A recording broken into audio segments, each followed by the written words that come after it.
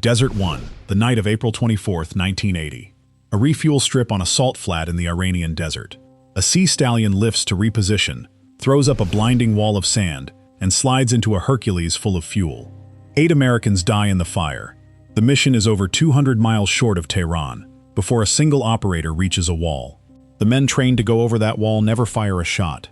The disaster gets filed under their name anyway, Delta Force. But pull the reports, and Delta is not what failed. What failed that night was a seam, a gap between pieces that no single commander had been given the authority to own. And to see how a young unit ended up carrying a disaster it had no hand in causing, we have to walk the whole night, from the carrier deck to the fireball, and then into the report that reconstructed the truth, and somehow never dislodged the story people remember. Because this was Delta's first mission, ever. The unit was only a couple of years old, built by Charlie Beckwith at Fort Bragg on the British model. Tested for real for the first time against the hardest target imaginable, an embassy in the middle of a hostile capital with 53 American hostages inside. When the night ended in wreckage, the wreckage got a name, and the name was not the Navy's, and it was not the Air Force's, it was Delta's. Start with the scale of what they were trying to do. 53 Americans had been held since November of 1979, when a crowd overran the embassy in Tehran and turned diplomats into prisoners. The building sat deep inside a city of millions. There was no coast to come in from, no border to slip across. Everything had to fly. The plan carried the codename Rice Bowl, and it was enormous. 8 Sea Stallion helicopters would launch off the deck of the carrier Nimitz and cross 600 miles of Iran in the dark, radios silent, low to the ground. 6 Hercules transports would come in from another direction carrying the operators and the fuel. Every element would converge on one point in the empty desert, a strip surveyed in secret and lit only for them. That point was Desert One. At Desert One, the helicopters would take on fuel from the transports, load Delta, and carry the assault force to a hide site closer to the city. The raid on the embassy would come the following night. Then everyone would fly out through an airfield the force would seize on the way. Dozens of moving parts, 4 services, 2 aircraft types, 1 narrow window, almost no room to improvise, and underneath all of it sat a single fragile number. The planners decided the mission needed a minimum of 6 working helicopters at Desert One to lift the assault force and the freed hostages. 6 was the floor. Launch 8, expect the 600 miles and the machinery to cost you a couple, and still land on 6. That was the entire margin, and everyone knew how thin it was. If you want the parts of this night the newsreels skipped, the parts that live in the after-action reports instead of the headlines, subscribe and stay with us, because the margin is exactly where the whole thing comes apart. The Sea Stallion itself was a compromise from the start. It was a Navy minesweeping helicopter, chosen for its range and its cover story, rather than for threading an assault force through a mountain dust storm in the dark. And the Holloway Review would later flag exactly that mismatch. The 8 of them launched off the Nimitz, and almost immediately the machinery and the weather began taking them apart. About 2 hours in, one helicopter's cockpit warning system flagged a possible cracked rotor blade. The crew set down in the desert, judged the aircraft unsafe, and abandoned it. Later analysis found that blade could have flown on for another 79 hours. But in the dark, with a warning light and no way to inspect it, they made the safe call. 7 left. Then came the haboob. Not an ordinary sandstorm, a suspended wall of fine dust that swallowed the formation and blinded the pilots. These were Navy and Marine crews trained to sweep mines over open water, now threading a dust cloud a few hundred feet over Iranian terrain, on instruments, with the visibility gone. One helicopter's electrical system started failing inside the cloud, its flight instruments dropping out one at a time. That pilot turned back toward the carrier, not knowing he was roughly 25 minutes from breaking into clear air. 6 left. 6. Exactly the floor. No margin remaining, but still, on paper, a mission. And then the 6th failure landed. One of the helicopters reached Desert One with its secondary hydraulic system dead. The pumps that drove the flight controls had quit, and there was no fixing that on a salt flat in the dark. The senior helicopter pilot would not take it into a hostile city with a hostage load waiting on the return leg. That left 5 flyable helicopters against a floor of 6. Run the arithmetic the planners had already run, and the mission was finished before the assault ever began. Charlie Beckwith, the ground commander, was asked whether 5 could work. He would not cut his assault force to fit 5 aircraft and gamble the whole raid on having 0 spares over Tehran. He recommended they abort. The recommendation climbed the satellite link, up through the Joint Task Force commander, all the way to President Carter in the White House, and Carter accepted it. Turn everyone around. Go home. Read that decision closely, because there is nothing in it about Delta. Not one line of that math touches the men who were going to hit the embassy. It is all helicopters, weather, and a number. Aborting should have been the safe part. It was not. The helicopters needed fuel to get back out, so they clustered around the Hercules tankers on the strip to top off before leaving. One Sea Stallion lifted off the ground to shift position. Its rotor wash tore a fresh cloud of that powdery sand into the air, and the pilot lost his visual references completely. The aircraft drifted, then came down into the top of a parked Hercules loaded with fuel and men. The explosion lit the whole desert. Ammunition began cooking off in the blaze. Crews fought their way out of both aircraft and away from the flames, and when the fire finally burned down, 8 Americans were dead. 5 airmen from the Air Force crew of the transport. 3 Marines from the helicopter, their bodies, and the intact helicopters left behind on the strip stayed in the Iranian desert when the survivors flew out. Within days, the photographs were everywhere. Charred wreckage on a salt flat. Iranian officials walking the debris for the cameras.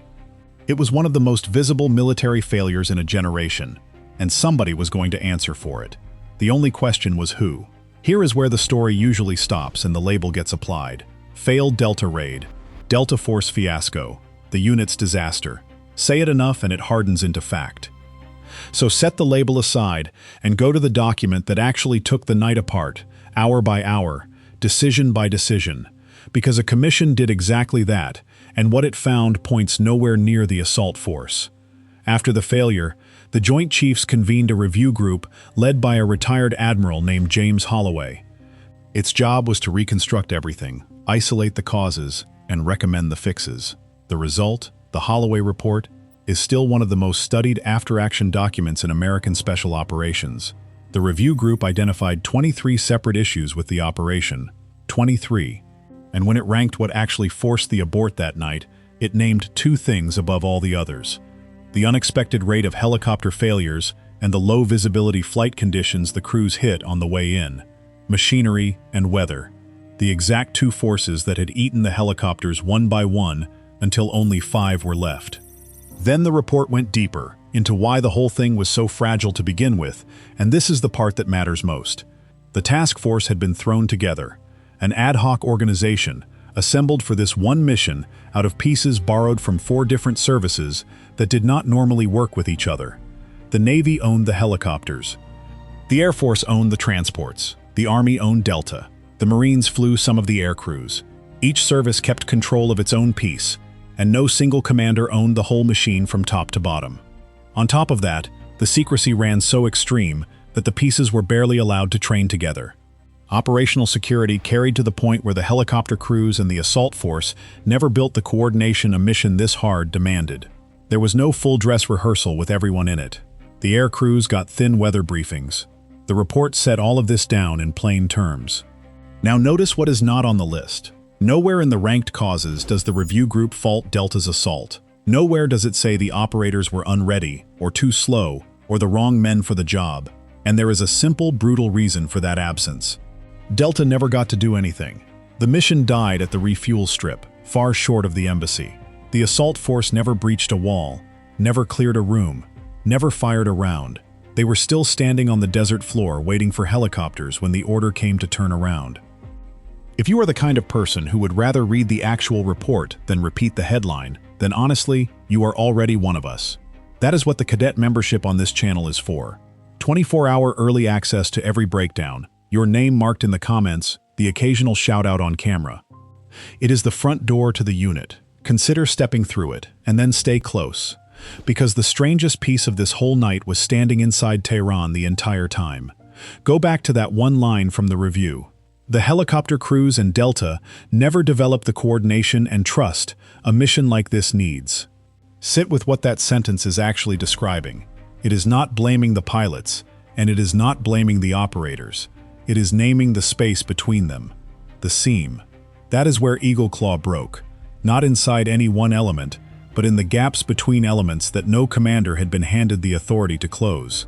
The Navy did its job flying helicopters never designed for a raid like this. The Air Force did its job. Delta sat ready to do a job it was never handed. Each piece performed. The connections between the pieces did not.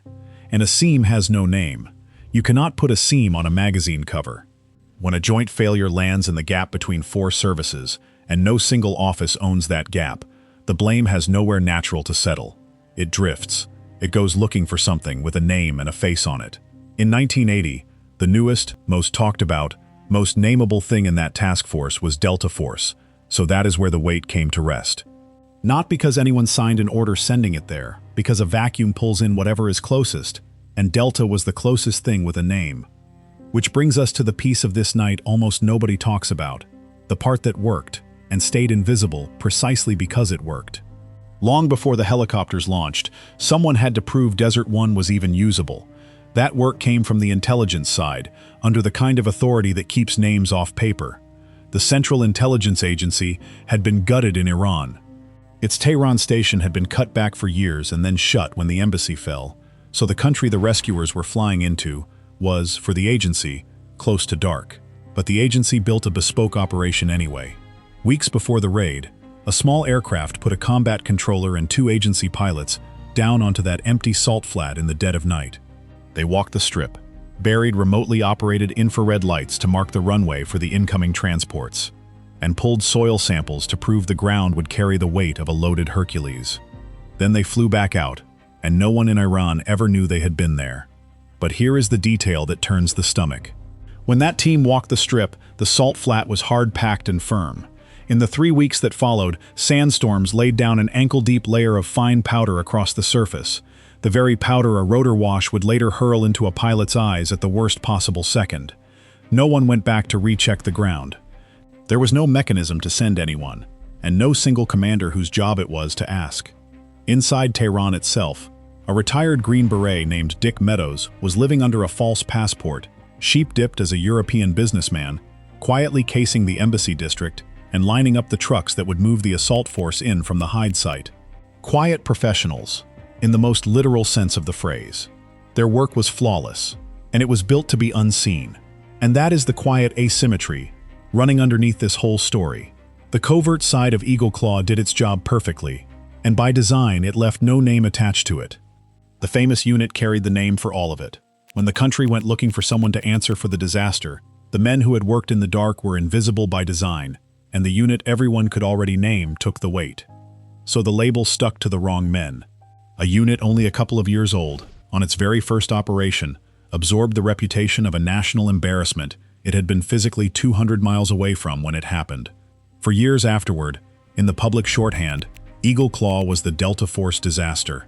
Beckwith himself refused to let it sit that way. Hauled in front of the Senate to explain what had gone wrong, he did not blame the pilots he had cursed on the strip that night. And he did not accept the blame for his operators either. He blamed the shape of the thing. His words were about as plain as it gets. They went out and found bits and pieces, people and equipment, brought them together occasionally, and then asked them to perform a highly complex mission.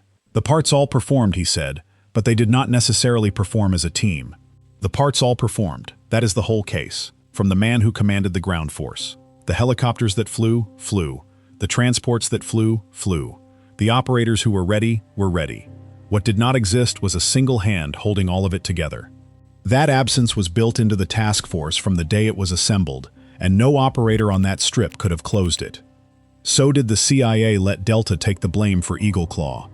Not in the way the phrase makes it sound. Nobody in the agency drafted a memo steering the fallout onto the unit. Nobody needed to.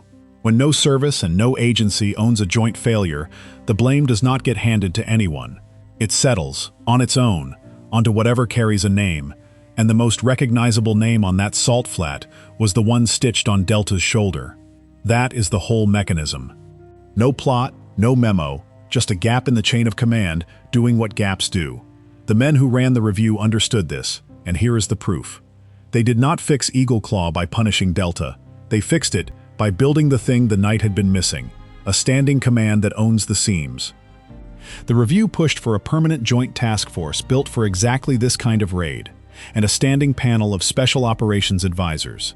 So the next hard night would begin with a team that already existed, instead of one scraped together in the dark.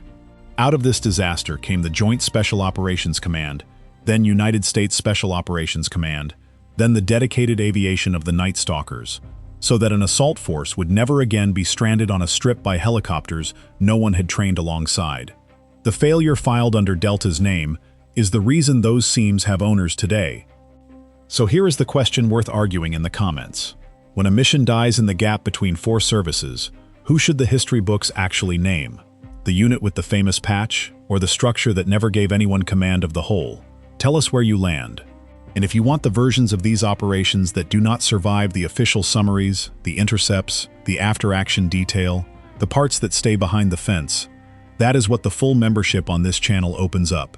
Signed Pari, without equal, and on the worst night of its life, left without a single owner to stand beside it.